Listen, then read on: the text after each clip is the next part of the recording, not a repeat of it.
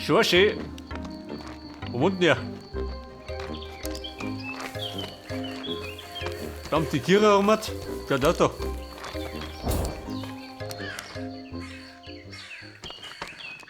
Der Pfarrer Bayerle. Sag mal, bist du ein Saufbruder?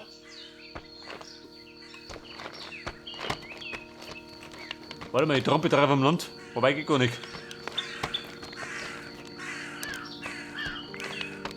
Hier, Peter.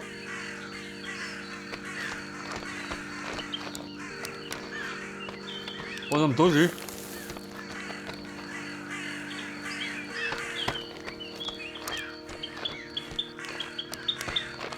Na, dann sagen wir plaudern. Mit dem Fahrer.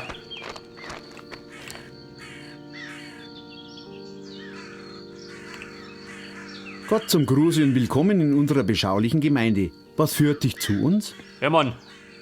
Der Schmied bin ich. Da sprichst du wahre Worte, lieber Valentin. Es sind schwierige Zeiten, in denen du zu uns gestoßen bist. Eine furchtbare Tragödie hat sich ereignet und die Gemeinschaft muss zunächst wieder zu Frieden und Einigkeit zurückfinden. Aber kann ich dir irgendwie behilflich sein? Aber selbstverständlich. Lieber Valentin, das ist eine gute Frage. Eigentlich war es ein Sonntag wie jeder andere. Wir haben eine schöne Messe gehalten und anschließend kommen die Leute hier gerne im Wirtshaus zusammen. Auch ich stoße meistens dazu und sitze mit den wichtigen Entscheidungsträgern des Ortes beisammen. Ein ganz normaler Sonntag eben. Bedauerlicherweise haben wir auch ein paar jüngere Mitglieder der Gemeinde, die im Wirtshaus oftmals auf ungebührliche Weise über die Stränge schlagen. Ungebührlich, sage ich dir. Leider war es so, auch am besagten Sonntag. Diese Unruhestifter saßen etwa 2 Tische von uns entfernt und wurden immer lauter. Lauter und lauter, bis man sein eigenes Wort kaum mehr hören konnte. Der eine oder andere von denen hatte da gewiss schon zu tief ins Glas geschaut. Nun ja, Hopfen und Malz, Gott erhalt's. Und so sah ich in meiner großen Verantwortung gegenüber. Nämlich der Verantwortung als Vorsteher der geistlichen Gemeinde, den Frieden im Ort zu wahren. Dazu gehört selbstredend auch der Frieden im Wirtshaus. Ganz besonders im Wirtshaus. Nach all dem Krieg brauchen wir wieder Frieden.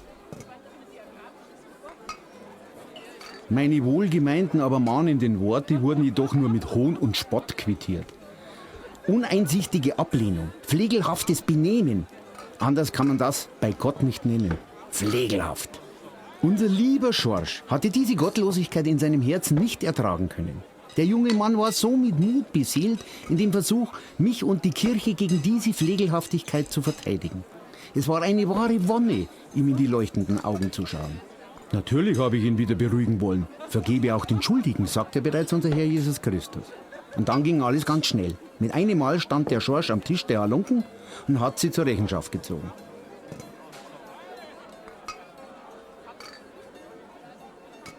Die Grobheit, mit der diese Flegel ihm begegnet sind, ist kaum in Worte zu fassen. Grobheit, sage ich dir. Auf diese Barbarei haben wir uns freilich nicht eingelassen. So haben wir unsere Schulden bei der guten Frau Gschwendner beglichen und sind unsere Wege gegangen. Gott sieht alle Sünden. Ich habe noch in dieser Nacht für diese Flegel gebetet, dass der Herrgott ihnen ihre Unverschämtheiten vergibt. Unverschämtheiten. Selbstverständlich. Lass mich jederzeit wissen, wenn ich dir helfen kann, lieber Valentin. So. Liebster Valentin. Bin ich wieder aufgestiegen. Ich möchte natürlich keine Gemeindemitglieder anschwärzen, aber der Herr Leubel Korbinian, unser Dorflehrer, muss erwähnt werden. Muss. L-O-I-B-L schreibt man den.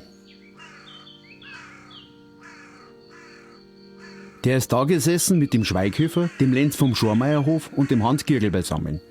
Da saßen diese Unruhestifter und haben ihre Unverschämtheiten von sich gegeben. Also früher hätte es so etwas nicht gegeben. Früher haben auch die jungen Leute noch Respekt gehabt vor der Würde der Kirche und des Amtes. Aber diese Flegel kennen so etwas gar nicht. Respekt und Anstand. Unverschämtes Pack. Aber auch diese Leute werde ich natürlich in meine Gebete schließen und den Herrn um Vergebung für deren Sünden bitten. Natürlich.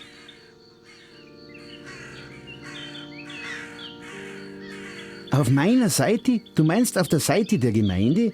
Also der Rechtschaffenden? Der Allgemeinheit? Die Frage sollte doch eher sein, wer ist da nicht? Du meinst gewiss, wer am besagten Abend mit mir an einem Tisch saß. Das weiß ich nicht mehr ganz genau.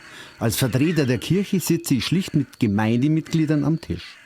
Da mache ich keinen Unterschied, musst du wissen. Keinen. Also den Schorsch habe ich ja bereits erwähnt. Unsere treue Seele. Der Alois war auch dabei und der Herr Bürgermeister selbstverständlich. Aber ich könnte mich auch irren. Wie ich sagte, keinen Unterschied mache ich da.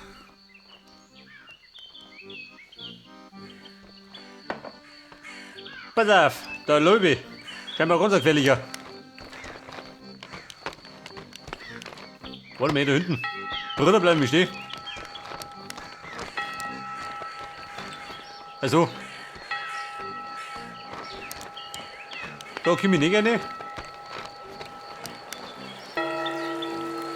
Der Schorsche. Wo werden die hausen? Warte mal, bin ich schon wieder aufgestiegen. Gut gefrühstückt.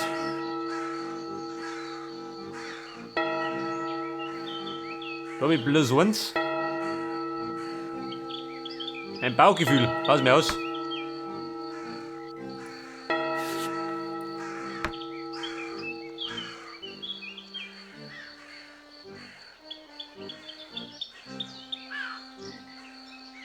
Der Streit.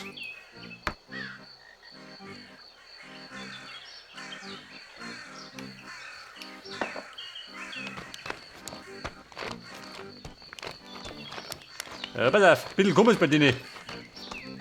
Die gehen am Sonntag zum Betten und hinterher ins Wirtshaus zum Raffer.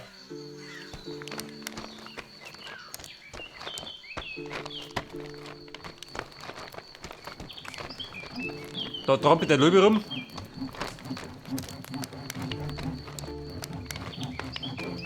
Der Schorsche, Bandito. Die Damen, ich komm gleich.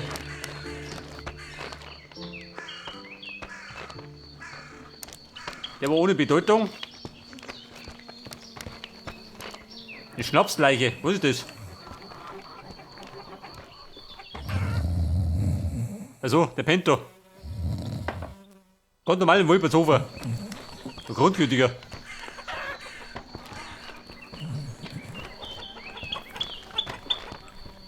Wer ist das da? Ebenfalls ohne Bedeutung. Hallo Lady, wie schaut aus mit den zwei? Die geistert da rum. Christbaucher. Also warte mal, bin ich da wieder?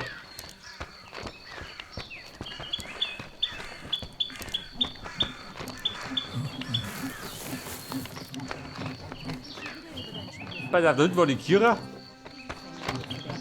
Da ist ein See. Die Damen. Ich sag's dir, wie es ist. Großmutter, was Also auch nichts. bei manchen Themen sind deine Ohren immer nur noch halb so taub wie sonst, Maria. Glaubst du, die merkt das nicht? Was?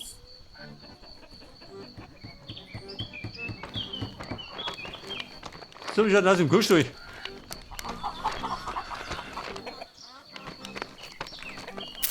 Eine Schnur.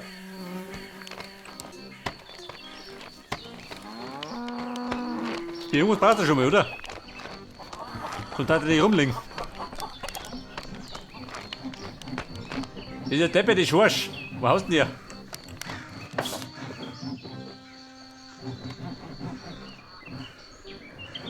Das ist die Kira.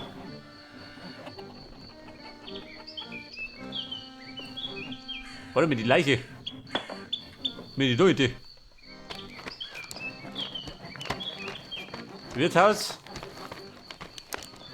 Wie ist aus mit der Hunde? War ein guter Plan.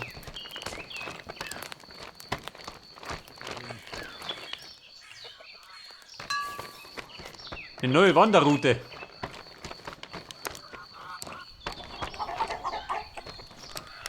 Die hängen da rum. Und ich war noch da hinten. Durch den Bayerischen Wald. So, der Tatort. Warte mal.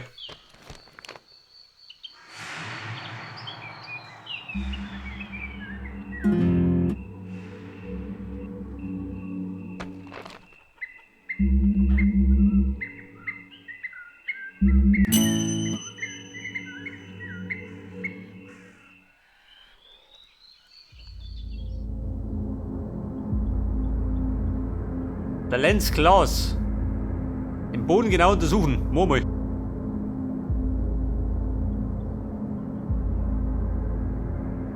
Bei der Pfeife mal. Gescheit Bier nicht. Weiters. Hebt die Stärke.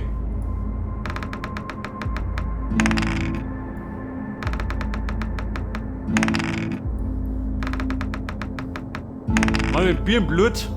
Beruhigt sich gut.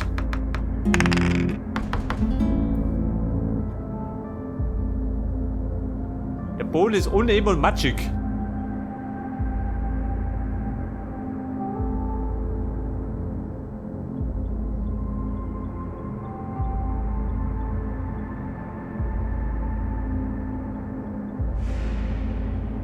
Oh, Freunde, kann schlecht ausgehen.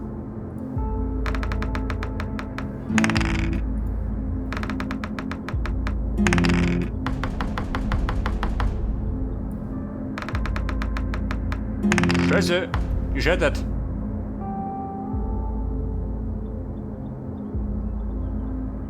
Warte mal. Die Umgebung genauer betrachten. Sollte ja nicht machen. Wenn meine scharf sind, geht es schon.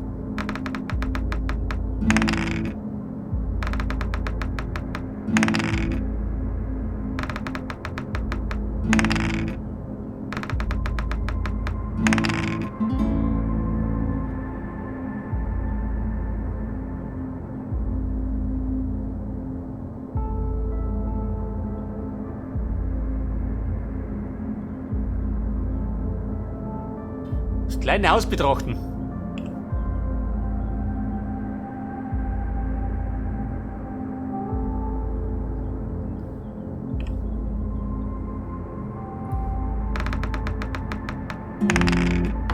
Scheiße, unser. Das haut rein.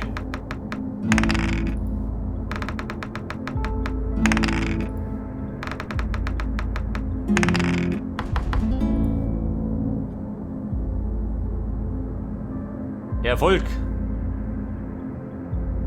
Hat scheinbar jemand rausgeschaut.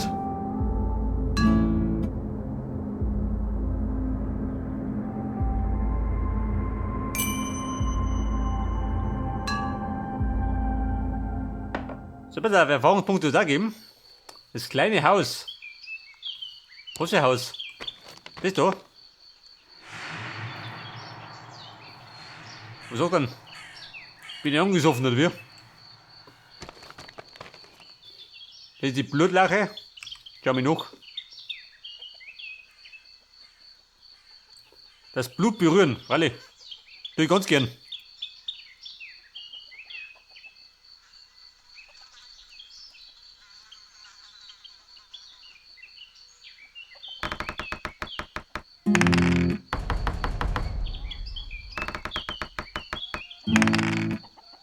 Könnte allerdings nach hinten losgehen. Tut's er. Scheiße.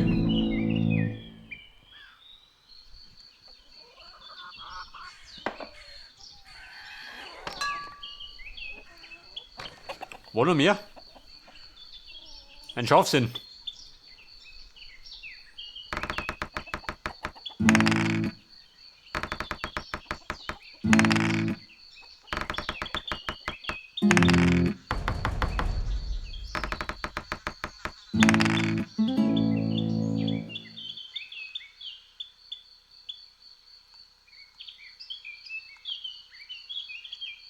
Der Großteil ist rötliches Wasser.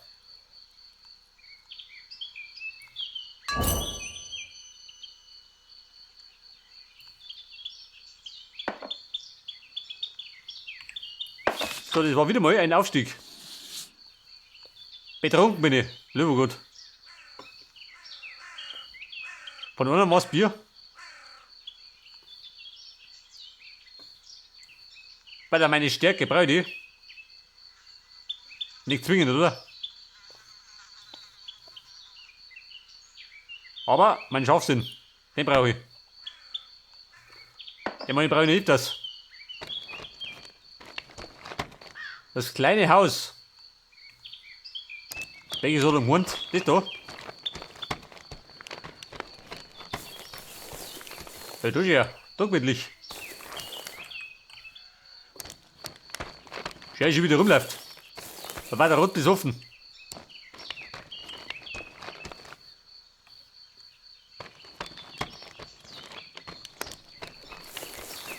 Du, warte mal. Eine kleine Brotzeit, was sagst du dazu?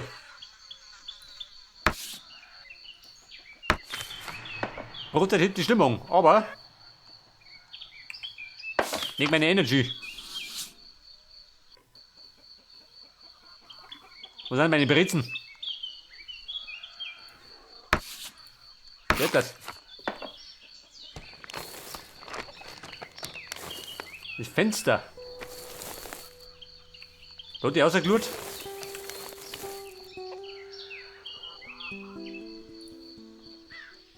Eine ältere Dame, natürlich. Wer sonst?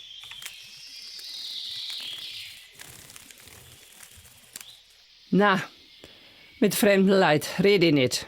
Gängers weg. Die Alte. Moment, bin der Valentin. Schleich die, ich red nicht mit Fremden. Ja, was soll das heißen? Das Garagentor. Soll ich dir eintreten oder wie?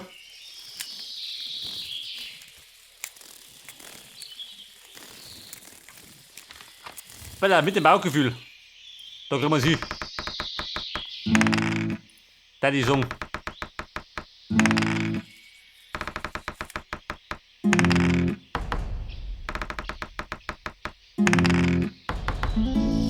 Da haben sie recht. Kommen sie einmal rum ums Haus. Dann verzeih ich ihnen was. Nicht da am Fenster, das sehen ja alle.